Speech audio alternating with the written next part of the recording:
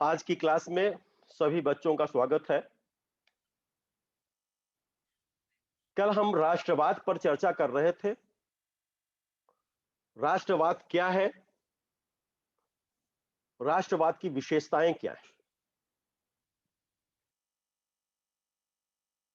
इस चर्चा में राष्ट्रवाद की विशेषताएं, राष्ट्रवाद की अवधारणा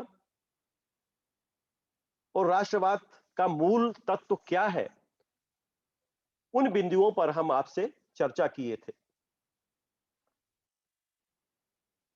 अब आज की कक्षा में हम राष्ट्रीय एकीकरण क्या है और राष्ट्रीय एकीकरण की चुनौतियां क्या है, हमारे राष्ट्रवाद की चुनौतियां क्या है, इस विषय पर आज हम आपसे चर्चा करेंगे कि राष्ट्रीय एकीकरण की आवश्यकता क्यों है। राष्ट्रीयता का भाव तो हमारे अंदर पैदा हो गया, लेकिन बहुत सारे ऐसे भी लोग हैं जो राष्ट्रीयता को समझ नहीं पाते हैं। तो आखिर वो चुनौतियां कौन कौन सी हैं, उन चुनौतियों पर भी जो है हमें बात करनी है। तो राष्ट्र निर्माण की चुनौतियां क्या है, या राष्ट्रीय एकीकरण की चुनौतियां क्या है, या राष्ट्रवाद की चुनौतियां क्या है, इन तीनों परस्पर एक दूसरे के संपूरक हैं।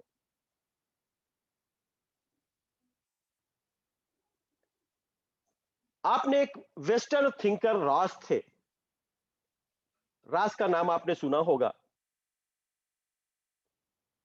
रास कहते हैं कि राष्ट्रीयता एक भाव, एक प्रेरणा है जिससे प्रभावित होकर एक व्यक्ति अपने राष्ट्र से प्रेम करता है और उसके विकास में सहायक होता है। तो रास राष्ट्रीयता को क्या मानते हैं? एक भाव मानते हैं। और यह भाव कहां से जागृत होता है? अपने अंतर मन से जागृत होता है। प्रायः देश प्रेम और राष्ट्रीयता का एक ही अर्थ लगाया जाता है, किंतु यह धारणा गलत है। देश प्रेम का अर्थ अपेक्षाकृत मेरी समझ से थोड़ा संकीर्ण है। देश प्रेम का अर्थ केवल इतना ही है कि व्यक्ति उस स्थान या भूमि से प्रेम करे जहां पर उसने जन्म लिया है। लेकिन राष्ट्रीयता का जो अर्थ है, राष्ट्रीयता का जो कॉन्सेप्ट है, वो बहुत ही विस्तृत है, बहुत ही विशाल है। इसमें बहुत गहराई है। राष्ट्रीयता का अर्थ जन्मभूमि के साथ व्यक्ति राष्ट्र की मानव जाति, संस्कृति, उस राष्ट्र की भाषा, उस राष्ट्र के विचार, उस राष्ट्र के साहित्य, उस राष्ट्र के धर्म और अनेक उन सामाजिक सांस्कृतिक विशेषताओं को अपने अंतर मन में लाए, उनसे प्रेम करें। तो इस तरह से हम देखते हैं कि जन्मभूमि और राष्ट्र दोनों में एक थोड़ा सा अंतर दिखाई देता है। जन्मभूमि हमारा एक कोई शहर हो सकता है, हालांकि वो राष्ट्र का एक हिस्सा है। हमारी जन्मभूमि कोई गांव भी हो सकता है, हम किसी गांव में जन्म लिए हैं। लेकिन एक राष्ट्र में अनेक शहर होंगे, असंख्य शहर होंगे, असंख्य गांव होंगे। तो जिस तरह से हम अपने जन्मभूमि से, उसे कहा गया है कि जननी जन्मभूमिश्च स्वर्गादपि गरीयसी, लेकिन जहां राष्ट्रीयता का भाव आएगा, राष्ट्र का भाव आएगा, तो सिर्फ हमारी जो प्रेम की सीमा है वह अपने शहर तक सीमित नहीं होगी, अपने गांव तक सीमित नहीं होगी। उसका परिदृश्य पूरा देश होगा, पूरा समाज होगा, उस देश की सामाजिक सांस्कृतिक विशेषताएं होंगी। एक विचारक हुए हैं ब्रूवेकर। ब्रूवेकर का मानना है कि राष्ट्रीयता में देश प्रेम से कई गुना अधिक देशभक्ति की मात्रा होती है। प्रेम और भक्ति दोनों अलग अलग चीजें होती हैं।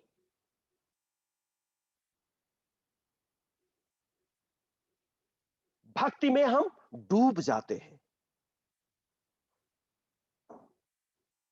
और प्रेम हम किसी से कर सकते हैं, व्यक्ति से कर सकते हैं, मित्र से कर सकते हैं, परिवार के सदस्यों से कर सकते हैं, लेकिन जहां भक्ति का सवाल होगा, हालांकि प्रेम से ही भक्ति का निर्माण होता है। अब उसको हिंदी वाले थोड़ा और गहराई देंगे, उसको वो समझ सकते हैं, लेकिन भक्ति की मात्रा जो होती है वो ज्यादा होती है।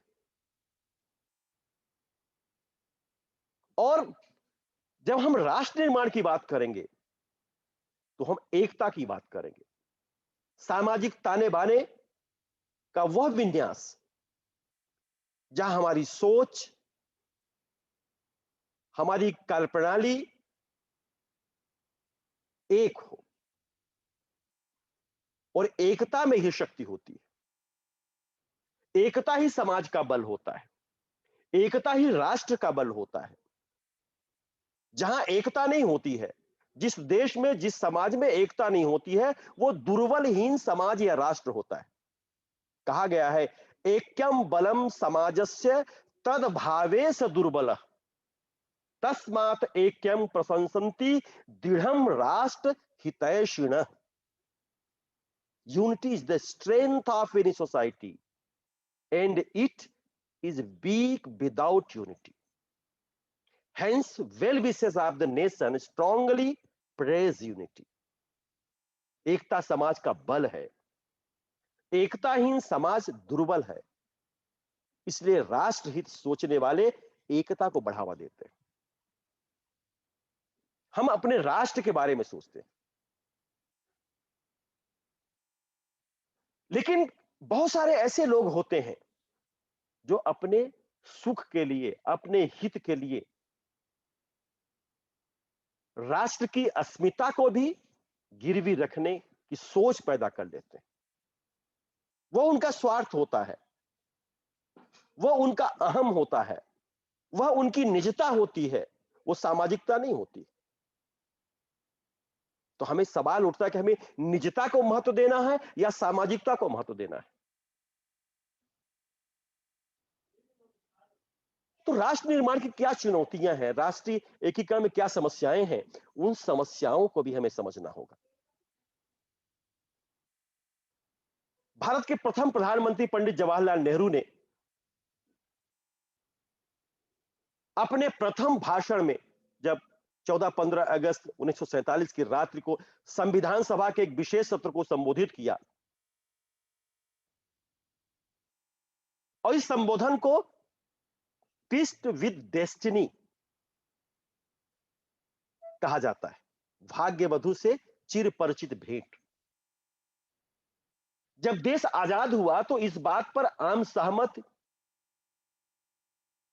बनी कि देश का शासन लोकतांत्रिक तरीके से चलाया जाएगा तथा सरकार समस्त जनता के भले के लिए कार्य करेगी। आप तो जानते हैं कि भारत का जब बंटवारा हुआ और इस बंटवारे के साथ देश आजाद हुआ था, और इस बंटवारे में हमें बहुत कुछ खोना पड़ा। हमारी सामाजिकता के जो तार बार थे, यहीं से छिन्न भिन्न होने लगे थे।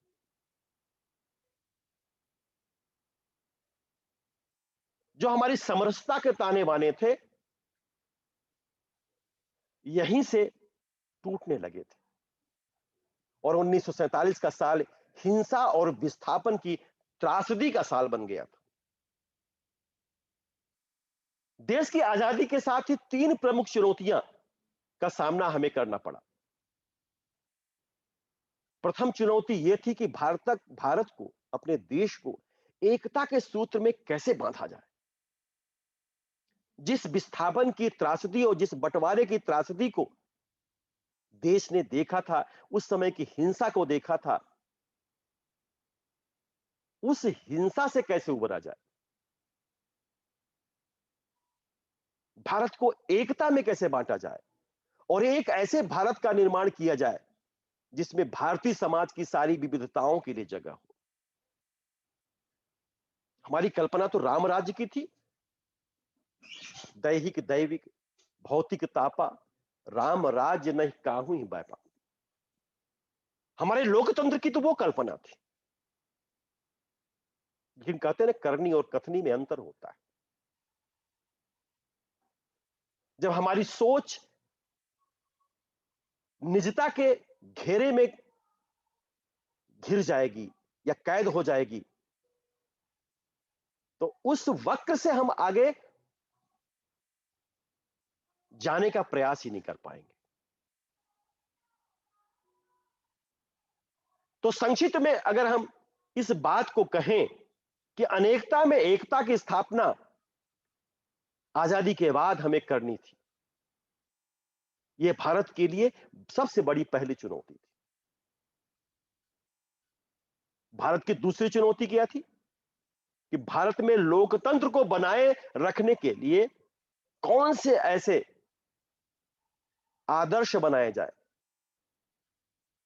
कौन सी ऐसी नीतियां, नियम और कानून बनाए जाए। आप नियम और कानून से लोकतंत्र को बना सकते हैं, लेकिन नियम और कानून लोकतंत्र की रक्षा नहीं कर सकते। जब तक हम हमारे अंदर वो जज्बा नहीं होगा, देश के लिए प्रेम नहीं होगा, देश के लिए अपनापन नहीं होगा, तो हम नियम और कानून हमें कब तक बांधे रहेंगे। लेकिन ये इच्छा थी कि भारत में लोकतंत्र को बनाए रखने की एक चुनौती थी। संविधान में नागरिकों को मौलिक अधिकार दिए जाएं,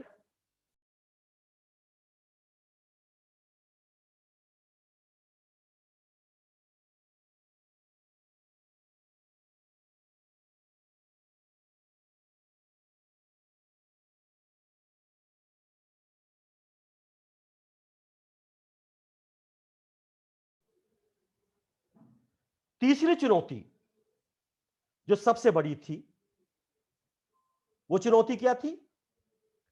सभी वर्गों के विकास की थी। किसी एक वर्ग का भला न होकर भारतीय समाज में सभी वर्गों का भला हो, इसके लिए संविधान में समानता का अधिकार दिया जाए और संविधान के नीति निर्देशक तत्वों को समावेश किया जाए। यह हमारी तीसरी चुनौती थी।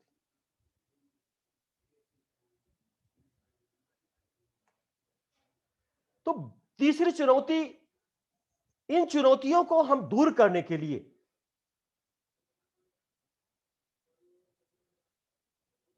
हमने बहुत सारे काम किए,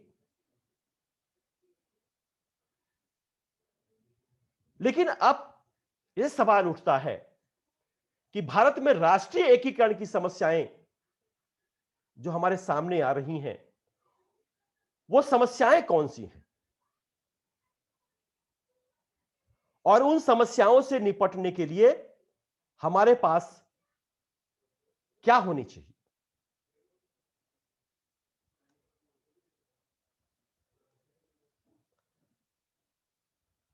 भारत को स्वतंत्र हुए लगभग 75 वर्ष होने वाले हैं।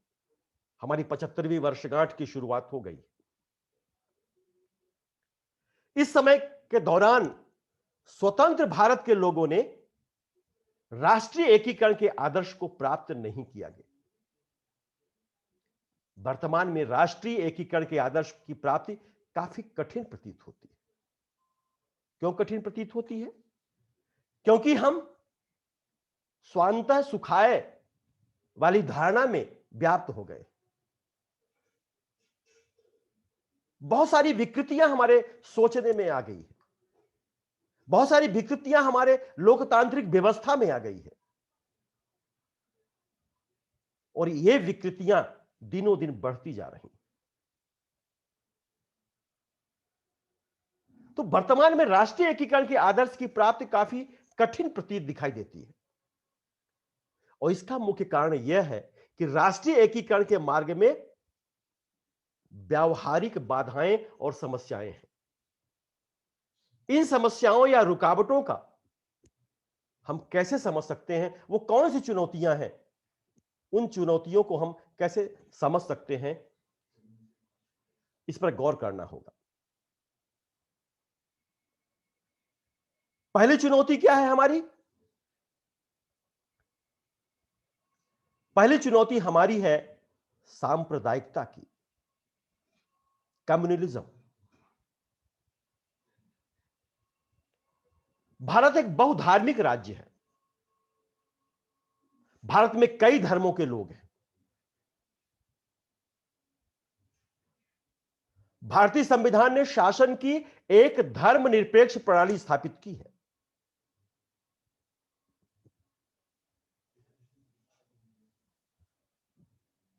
की है कि नहीं की है?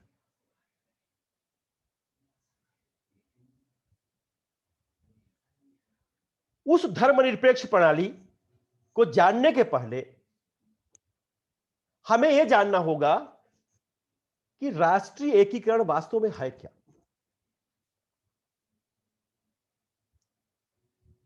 मायरन वीनर कहते हैं, राष्ट्रीय एकीकरण की अवधारणा का अर्थ क्षेत्रीय राष्ट्रवाद की भावना को विकसित करना होता है, और यह भावना अन्य वर्ग की वफादारी को समाप्त करती है या उन छोटी वफादारियों से श्रेष्ठ होती है। मतलब क्षेत्रीय राष्ट्रवाद की भावना को विकसित करना है। हम अभी टुकड़ों टुकड़ों में बटे हुए हैं।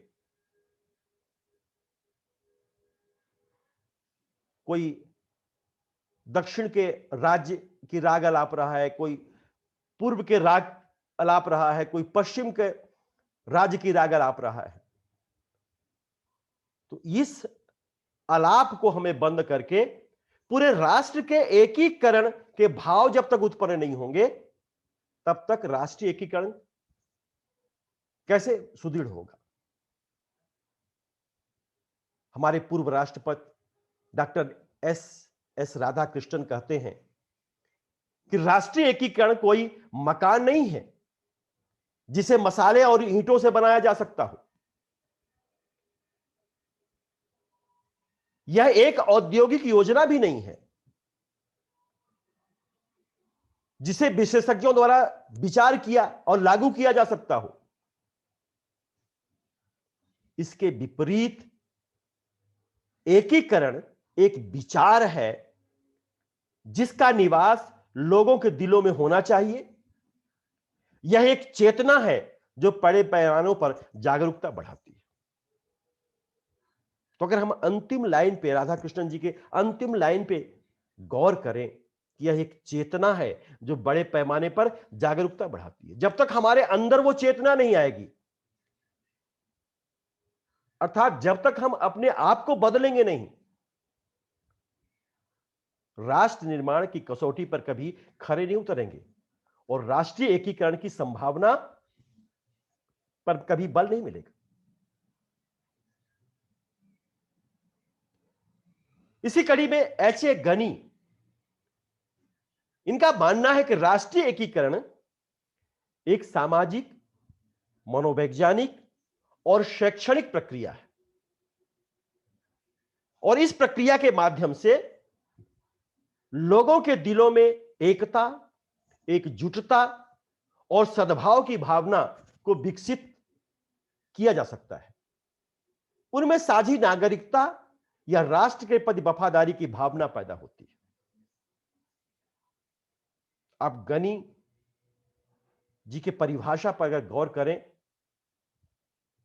साझी नागरिकता और राष्ट्र के प्रति वफादारी की भावना, जब तक ये दो चीजें हमारे जेहन में नहीं आएंगी, तब तक कभी भी हम आगे नहीं बढ़ सकते हैं और राष्ट्रीय एकीकरण के जो सूत्र है, जो डोर है, उसे हम मजबूती नहीं प्रदान कर सकते।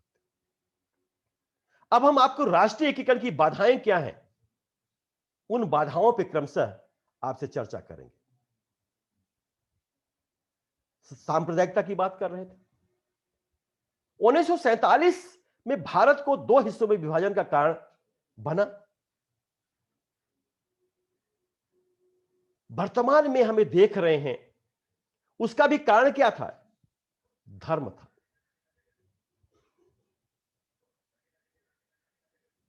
वर्तमान में लोग अपने राष्ट्र की तुलना में अपने धर्म को ज्यादा महत्व देने हैं। ये जो सबसे बड़ी विकृत हमारे समाज में आ रही है वो यही है कि हम राष्ट्र से बड़ा धर्म को मानने लगे। अरे जब राष्ट्र ही नहीं रहेगा तो हम धर्म का लबादा ओढ़ करके कहां विचरण करेंगे? सांप्रदायिक दंगे अधिक हो रहे हैं। विभिन्न धर्मों के लोगों ने सांप्रदायिक सद्भाव और अविश्वास की भावना को बढ़ाया है। और ये भावना कौन बढ़ाया है? जो सहिष्णुता के पक्षधर नहीं है, जो सामाजिकता के पक्षधर नहीं है, जो राष्ट्रीयता के पक्षधर नहीं है, उन्होंने इसको बढ़ाया है। और यही सोच, इसी सोच ने 1947 में भारत को दो हिस्सों में विभाजित किया। और अब भी राष्ट्रीय एकीकरण के रास्ते में सबसे बड़ी जो रुकावट आ रही है वो सांप्रदायिकता है। आजादी के बाद जितने भी यहां पे दंगे हुए हैं उनमें 75% से ज्यादा धर्म के नाम को लेकर हुए। तो धर्म तो हमारा पवित्रता के साथ हमारा रिश्ता है। हमारे कलुषित विचारों को खत्म करके एक नई ऊर्जा डालने वाला जो आधार है वो है धर्म है। हमारे जीवन का जो आधार है वो धर्म है। लेकिन धर्म की परिभाषाएं हमने अपने आप गढ़ी है, अपने मन से गढ़ी है और गढ़ते जा रहे हैं। दूसरी जो सबसे बड़ी समस्या है जातिवाद। भारतीय समाज जातिवाद का शिकार है। हमने जब संविधान बनाया तो संविधान में भेदभाव की समाप्ति संबंधी विशेष व्यवस्था की, छुआछूत अधिनियम भी बनाया, नस्लवाद पर प्रतिबंध लगाया। लेकिन भारतीय समाज में जातिवाद का अंत नहीं हुआ। आज सबसे बड़ी चुनौती हमारे सामने धर्म के साथ जाति को लेकर हो गया कि जो धर्म का आवेग आएगा तो कहां से आ रहा है? जातियों से आ रहा है। जब हम जातीयता में बढ़ जाएंगे तो उस आवेग को हम रोक नहीं सकते। देश के कई हिस्सों में उच्च जाति के लोग निचली जाति के लोगों के साथ दुर्व्यवहार किया, जातिगत संघर्ष हुआ, जाति के आधार पर विधानमंडलों और सरकारी सेवाओं में स्थान रखने की व्यवस्था की गई।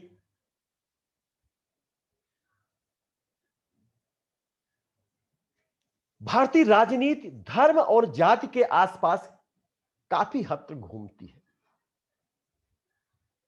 ऐसी स्थिति में राष्ट्रीय एकीकरण के लिए यह एक बड़ी चुनौती है।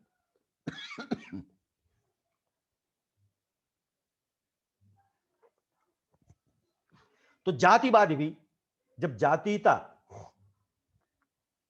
हमारे अंदर गहराई के साथ अपनी जड़ें जमा लेंगी तो फिर राष्ट्रीयता का प्रश्न कहां होगा?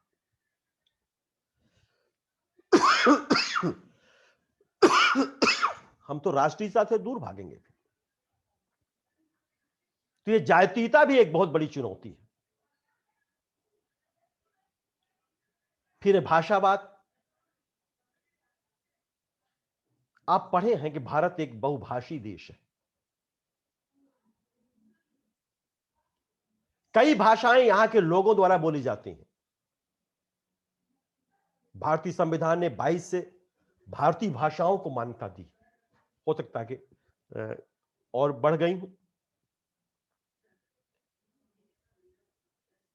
हिंदी भाषा को देवनागरी लिपि में केंद्र सरकार की सरकारी भाषा घोषित की गई।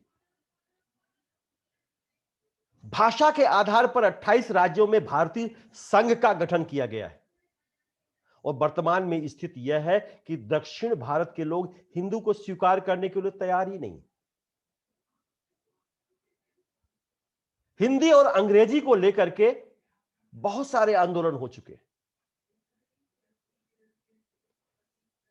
हिंदी देश की सरकारी भाषा है, लेकिन कई राज्यों में हिंदी को शैक्षिक प्रणाली में कोई विशेष स्थान नहीं दिया गया। तो लोगों की भाषाई वफादारी बहुत शक्तिशाली है। यही कारण है कि दक्षिण भारत के लोग केंद्र सरकार या राष्ट्रीय भाषा के रूप में हिंदी को स्वीकार करने के लिए तैयार नहीं है। तो जब तक राष्ट्रीय भाषा नहीं अपनाई जाती, तब तक भारत के विभिन्न क्षेत्रों के लोग भावनात्मक सोच, साझा चूल्हा और राष्ट्रीय एकता की भावना को कैसे विकसित कर सकेंगे?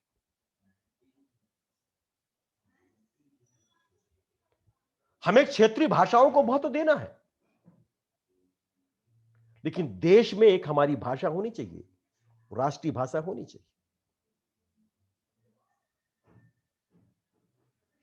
उस महत्ता को हमें स्वीकार करना होगा।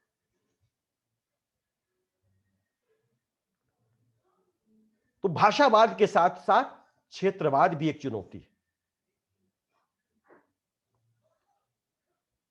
राष्ट्रीय एकता के मार्ग में क्षेत्रवाद भी एक प्रमुख बाधा है। जिस क्षेत्र में व्यक्ति का जन्म और पालन पोषण होता है, उस क्षेत्र में व्यक्ति के लिए भावनात्मक लगाव होना स्वाभाविक है। ये एक स्वाभाविक गुण है मनुष्य का। लेकिन हमारे देश में क्षेत्रवाद की भावना इस तरह की भावना तक सीमित नहीं है। लोग अपने क्षेत्र से इतने जुड़े हुए हैं कि वे अपने क्षेत्रीय हितों को राष्ट्रीय हितों के आगे रखते हैं। कई ऐसे उदाहरण मिले हैं। कोई उद्योग मंत्री बना तो सारा उद्योग अपने क्षेत्र में रह जाएगा। कोई संचार मंत्री बना तो सारी सुविधाएं अपने क्षेत्र में ले जाएगा। कोई रेलवे मंत्री बना तो सारा रेलवे की सारी जो सुविधाएं अपने क्षेत्र में रह जाएगी। तो ये जो संकीर्णता है, जब हम अपने क्षेत्र तक सीमित हो जाएंगे तो राष्ट्रीय धारा से जुड़ेंगे कैसे? राष्ट्र के साथ कैसे जुड़ेंगे? तो लोग अपने क्षेत्र से इतने जुड़ जाते हैं कि अपने क्षेत्रीय हितों को राष्ट्रीय हितों के आगे गौण कर देते हैं। और ऐसे लोग क्षेत्रीयता की भावना के तहत भारत से अलग होकर के कभी-कभी स्वतंत्र राज्य की मांग करने लगते हैं कि हमारा एक स्वतंत्र राज्य होना चाहिए। कितने टुकड़ों में देश को बांटेंगे? छोटे राज्य, बहुत सारे अध्ययन इसमें भी हुए हैं कि छोटे राज्य विकास को, हो सकता है कि छोटे राज्य विकास को आगे बढ़ाएं या छोटे राज्य विकास को गतिशीलता प्रदान करें, लेकिन वो आपसी सहमत से होनी चाहिए। इस तरह राष्ट्रीय हितों को सामने रख करके नहीं होने चाहिए, नहीं बंटने चाहिए। कई राज्यों में यह भी मांग की जाती है कि दूसरे राज्यों के लोगों को अपने राज्य में नौकरियां या शैक्षणिक संस्थानों में प्रवेश करने की अनुमति न दी जाए। अरे जब हम इस देश में पैदा हुए हैं, इस देश में लिए हैं, जन्म लिए हैं, हो सकता है स्कूल की हमारी एजुकेशन मध्य प्रदेश की हो, ग्रेजुएशन का हमारा एजुकेशन उत्तर प्रदेश का हो, पोस्ट ग्रेजुएशन का हमारा एजुकेशन दिल्ली का हो और पीएचडी किसी और राज्य से किए हो। तो फिर हमें क्षेत्रीय राज्यों में क्यों समेटते हैं? ये सभी मांगे क्षेत्रवाद की भावना का प्रतीक है और ऐसी भावना राष्ट्रीय एकता के लिए एक गंभीर चुनौती बनती आ रही है और दिनों दिन ये मांग बढ़ रही है। तो क्षेत्रवाद का राग आलापना भी हमारे राष्ट्रीय एकीकरण के लिए एक बहुत बड़ी चुनौती है। इसको भी हमें समझना होगा। फिर माइनॉरिटी ग्रुप्स, अल्पसंख्यकों का असंतोष। भारत में कई भाषाई और धार्मिक अल्पसंख्यक हैं। कुछ धार्मिक अल्पसंख्यक असंतुष्ट हैं और वे शिकायत करते हैं कि भारत के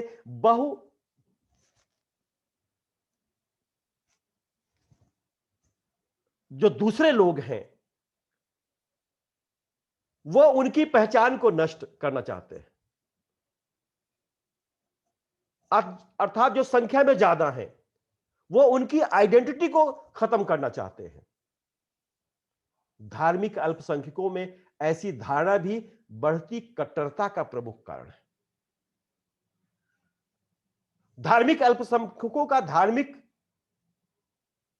दूसरे धर्म के प्रति अविश्वास उन्हें राष्ट्र की मुख्य धारा से बाहर रखने का मुख्य कारण है। तो जब तक धार्मिक अल्पसंख्यकों को उनके अलग और स्वतंत्र अस्तित्व का ठोस आश्वासन नहीं मिल दिया जाता, तब तक धार्मिक अल्पसंख्यक असंतुष्ट रहेंगे। हालांकि हमारे संविधान में इन सारे आश्वासन दिया गया है, लेकिन यहां भी कुछ लोग इसकी आड़ में राजनीति में कुरूप करना चाहते हैं, राजनीतिक व्यवस्था को कुरूप करना चाहते हैं। और ऐसे असंतोष से धार्मिक कट्टरता बढ़ती है और वहीं राष्ट्रीय एकता के मार्ग में भी एक बाधा उत्पन्न होती है। तो हमें इसको भी रोकना है, धार्मिक कट्टरता को भी रोकना है। धर्म तो जोड़ने वाला होता है, तोड़ने वाला नहीं होता। और ऐसे लोग ऐसे आंदोलनों में सम्मिलित हो जाते हैं जो धर्म को समझते ही नहीं या अपने ग्रंथों को पढ़े ही नहीं है, ठीक से मनन नहीं किए हैं। उन्होंने, किसी ने कह दिया कौवा कान ले गया, और अपना कान नहीं देखेंगे, कौवे की तरह पीछे दौड़ पड़ते हैं। ऐसे भी लोग होते हैं। और गरीबी, भारत अभी विकासशील देश है, विकसित देश नहीं। लेकिन पिछले 2 वर्ष पहले हम विकसित देश की प्रतिस्पर्धा में दौड़ रहे थे, छलांगे लगा रहे थे। हमारी आर्थिक धुरी तेजी के साथ परिवर्तित हो रही थी, लेकिन इस पैंडेमिक ने उस पर भी एक ग्रहण लगा लिया। आज जन रक्षा पहले जरूरी है, दूसरी योजनाओं को बंद करके हमें जन रक्षा की जरूरत है। तो भारत भी बहुत गरीब देश है। जितनी दूसरे देशों की जनसंख्या है उससे 2 गुने यहां तो गरीबी की रेखा के नीचे जी रहे हैं। गरीब लोगों को हर समय आर्थिक तंगी का सामना करना पड़ रहा है, और ऐसे लोगों के लिए राष्ट्रीय या राष्ट्रीय हित मायने नहीं रखता। ऐसे लोगों को भावनात्मक न्यायों द्वारा भी आसानी से गुमराह किया जा सकता है। ऐसे लोगों को बहुत सारे संस्थाएं धार्मिक परिवर्तन करने में भी लालच और प्रलोभन देते हैं। ऐसे लोग लालच के कारण अपना सब कुछ बदल देते हैं, अपनी पहचान तक बदलने को तैयार हो जाते हैं। ऐसे लोग गरीबी के कारण अशिक्षा से शिकार हो जाते हैं। तो इस प्रकार गरीबी और अशिक्षा भारत में राष्ट्रीय एकीकरण के लिए एक समस्या बन गई है। हालांकि हमारी साक्षरता बढ़ी है, लेकिन साक्षरता सिर्फ आंकड़ों तक ही सीमित नहीं होनी चाहिए। साक्षरता का असली मिजाज भी हमारे सामने आना चाहिए। ऐसा नहीं किसी ने नाम लिखना सीख गया तो साक्षर हो गया। शिक्षा तो वो होती है जो हमारे जीवन को सारे पक्षों को परिवर्तित कर देती है, विविधताओं में संवार देती है, वो शिक्षा होती है। तो इस समस्या का भी हल करना होगा। हमें गरीबी की समस्या का भी हल करना होगा। बहुत सारी योजनाएं चालू की जा रही हैं, लेकिन ऐसी योजनाएं ना चालू की जाए जिससे उनके श्रम का, उनके ऊर्जा का नाश हो, क्षय हो। हमें भी ऐसा ध्यान देना होगा। तो गरीबी भी एक तरह से, फिर असंतुलित क्षेत्रीय विकास, ये भी एक समस्या है। भारत में कुछ ऐसे क्षेत्र हैं जिनका काफी विकास हुआ है, बहुत सारे ऐसे क्षेत्र हैं। इसके विपरीत कुछ अन्य क्षेत्र हैं जहां विकास पर कोई विशेष ध्यान नहीं दिया गया। ऐसे पिछड़े क्षेत्रों के लोग कभी कभी इस हीन भावना के शिकार हो जाते हैं कि देखो हमारी तरफ तो कोई ध्यान नहीं दिया गया और उस राज्य उस क्षेत्र का विकास बहुत तेजी के साथ किया गया।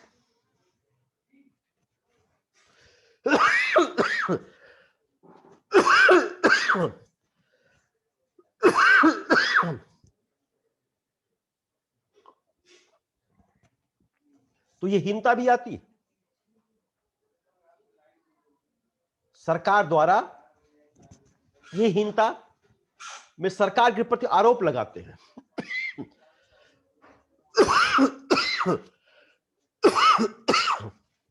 कि सरकार जानबूझकर उनके क्षेत्र के साथ भेदभाव कर रहा है और खास तौर से राजनीतिक जो पॉलिटिशियन होते हैं, पॉलिटिशियन लीडर होते हैं, इसको और हवा देने का प्रयास करते हैं। तो ऐसी भावना उनको मुख्य धारा से दूर करती है। तो हमें जो क्षेत्रीय असंतुलित विकास है उस विकास को भी समझना होगा। हमें सबसे पहले ऐसे क्षेत्रों का चुनाव करना होगा कहां पे हमें शिक्षा की आवश्यकता है, कहां पे हमें हॉस्पिटल स्वास्थ्य की आवश्यकता है, कहां पे हमें वाटर मैनेजमेंट की आवश्यकता है, जल प्रबंधन की आवश्यकता है, एग्रीकल्चर के लिए कहां सुविधाओं का विस्तार करना है। ये जब सारी चीजें आएंगी तो निश्चित है वो भेदभाव जो लोग आरोप लगाते हैं वो दूर होगा। लेकिन क्षेत्रीय असंतुलित विकास राष्ट्रीय एकीकरण के मार्ग में भी बाधा उत्पन्न करती है, ये भी है। फिर विदेशी शक्तियों की भूमिका। कुछ विदेशी शक्तियां भारत को एक शक्तिशाली और विकसित देश के रूप में नहीं देखना चाहती। ये होता है, पड़ोसी का अगर विकास हो रहा है तो आंखों में कांटा चुभने लगता है। इनके पास इतने संसाधन कैसे आए, ऐसा क्यों कर रहे हैं? कुछ यही हाल भारत के साथ ही है। और खासतौर से वो देश जो अपने निर्माण से ही हमारे प्रति दुर्भावना पाल लिए, वो कभी भी देश का विकास नहीं कर सकते। हमेशा राग अलापते रहते हैं अंतरराष्ट्रीय मंचों पर, हमेशा षड्यंत्र करते रहते हैं, हमेशा अस्थिरता फैलाने का प्रयास करते हैं, भारत के मामलों में गुप्त रूप से विनाशकारी दखलंदाजी करते हैं।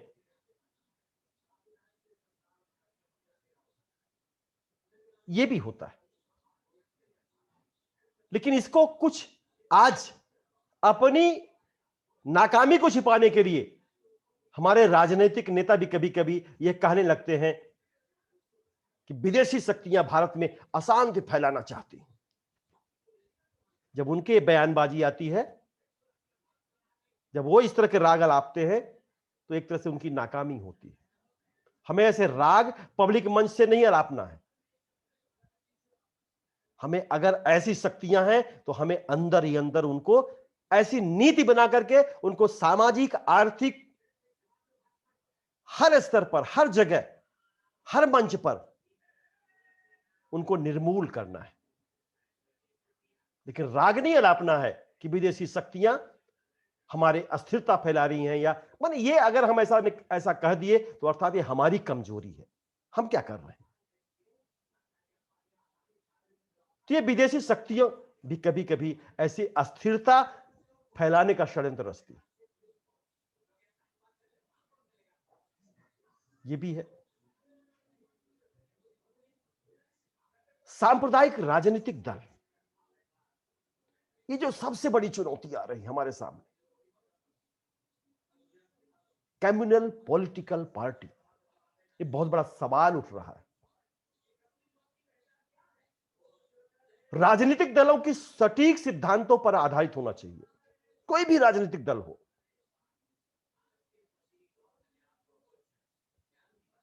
एक प्रिंसिपल होनी चाहिए, एक सिद्धांत होनी चाहिए।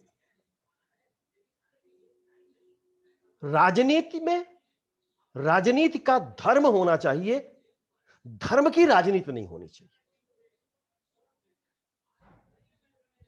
कुछ राजनीतिक दल हैं जो विभिन्न धर्मों और क्षेत्रों के लोगों को एकजुट राजनीतिक पार्टी के रूप में एकजुटता के लिए प्रेरित करते हैं और हमेशा राग लापते हैं कि आपके खिलाफ षड्यंत्र हो रहा है, आपको नष्ट करने का प्रयास किया जा रहा है। हमारे देश में कुछ राजनीतिक दल ऐसे हैं जो धर्म या भाषा या सांप्रदायिक आधार पर अपनी रोटी सेकना चाहते हैं। ऐसे राजनीतिक दल भावनाओं को भड़काते हैं, लोगों की भावनाओं को भड़काने का काम करते हैं और उनके अंदर राष्ट्रीय निष्ठा के बजाय सांप्रदायिक निष्ठा का विकास करने में भूमिका निभाते हैं। तो हमें तय करना है कि हमें राष्ट्रीय निष्ठा के प्रति वफादार होना है कि सांप्रदायिक निष्ठा के प्रति वफादार होना है। तो भारत में राष्ट्रीय एकीकरण के लिए राजनीतिक दलों का अस्तित्व भी एक बड़ी समस्या है। ऐसे बड़े छोटे छोटे दल आपको मिल जाएंगे, हर क्षेत्रीय दल ऐसे मिल जाएंगे और ऐसे दल हमेशा उनका जो मनोविज्ञान होता है यही होता है कि भावनाओं को, लोगों के भावनाओं को कलुषित करिए, उनकी निष्ठा को प्रभावित करिए, उनके भावनाओं को आहत करिए, उनको भड़काइए ताकि वो राष्ट्रीय धारा से न जुड़ सके। हमें इसको भी समझना होगा। और एक जो सबसे बड़ा आ रहा है, क्रिमिनलाइजेशन ऑफ पॉलिटिक्स, है ना, राजनीति का अपराधीकरण। आप देखते हैं, रोजाना अखबारों में पढ़ते हैं, राजनीति में जो अपराधीकरण है, नए नए ट्रेंड्स आ रहे हैं।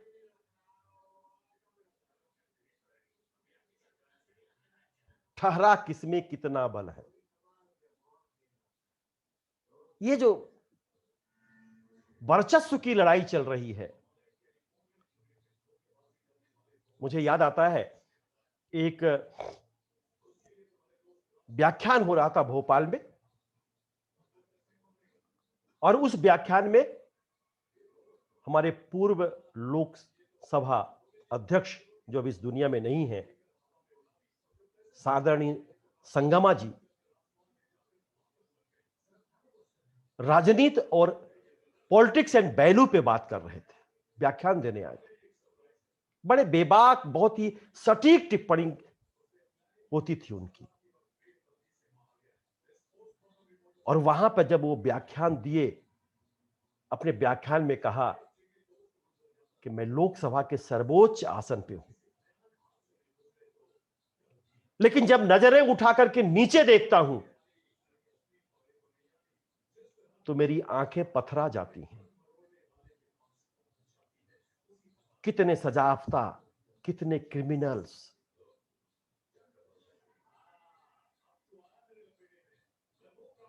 कितने ऐसे लोग जो राजनीति, जो लोकतंत्र की संस्कृति को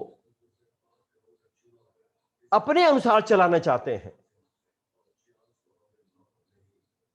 ऐसे लोगों का प्रवेश हो चुका है। यह भारतीय लोकतंत्र के स्वास्थ्य के लिए अच्छा नहीं। बहुत ही बेबाकी से उस पर उन्होंने व्याख्यान दिया था और सच बात है, आप स्टैटिस्टिक्स निकालेंगे ऐसा बहुत कम ऐसे लोग बनेंगे जिनके ऊपर मुकदमे न चल रहे हैं, लोग जेल में बंद रहते हैं और चुनाव जीत जाते हैं। ऐसे भी हुए हैं। अपने आधिपत्य को स्थापित करने के लिए कोई किसी भी स्तर तक जा सकते हैं। यह उनकी अपनी पहचान होती है, उनकी सांस्कृतिक चेतना होती है, उनका राजनीतिक चेतना होती है। इसको वो एक जो आर्टिफिशियल दंभ है, जो कृत्रिमता का जो दंभ ओढ़े हुए हैं, वो उस दंभ को सबसे बड़ा धर्म मानते हैं, सबसे बड़ी पहचान मानते हैं। राजनीति में अपराधीकरण नहीं होना चाहिए। कुछ ऐसे हमें नियम बनाने होंगे, कुछ ऐसे कानून बनाने होंगे। कुछ कानून और नियम बनाएगी भी गए, लेकिन बड़ी कठोरता के साथ बनाने होंगे कि ऐसे लोगों का अगर राजनीति में प्रवेश हो गया तो फिर क्या होगा? अंधेर नगरी चौपट राजा, टके शेर भाजी, टका शेर खाजा, यही स्थिति होगी। आपने ये एक कहानी पढ़ी होगी, कहानी पढ़ी होगी। तो हमें राजनीति को अपराधीकरण होने से बचाना है। हमारे देश की राजनीति का जो सपना हमने आजादी के सुबह में देखा था, उस स्वर्णिम लालिमा को दूषित करने वाले अगर ऐसे लोगों का प्रवेश राजनीति में हो रहा है, उस स्वर्णिम लालिमा को कलुषित करने वाले लोग, लोकतंत्र को गहरे खाई की ओर जाने वाले लोग, ऐसे लोगों का अगर राजनीति में प्रवेश है तो उसे रोकना पड़ेगा। और जब तक ये रोक हम नहीं करेंगे, तब तक हमारे जो लोकतंत्र है वह लोकतंत्र कभी भी सफल नहीं होगा। तो लोकतंत्र की जड़ों को हमें मजबूत बनाना है। लोकतंत्र की जड़ मजबूत होगी, लोकतंत्र का चरित्र मजबूत होगा, लोकतंत्र की संस्कृति मजबूत होगी, तो फिर राष्ट्रीय एकीकरण की कोई समस्या नहीं आएगी, राष्ट्रीय एकीकरण में कोई बाधा नहीं आएगी। तो इस तरह से हमें यह भी इस बारे में भी सोचना है कि हमें अपने देश को समझना है, देश को प्रमुखता देना है, कि अपने क्षेत्र को प्रमुखता देना है, अपने गांव को प्रमुखता देना है, कि अपनी जाति को प्रमुखता देना है, कि अपने धर्म को प्रमुखता देना है। देश, धर्म, जाति, भाषा, क्षेत्र, इन सबसे बड़ा होता है। इसका स्थान छोटा नहीं है, इसका स्थान बहुत बड़ा है। तो जब तक हम इन समस्याओं को दूर नहीं करेंगे, तब तक समाज में राष्ट्रीय एकीकरण की स्थिति मजबूत नहीं हो सकती।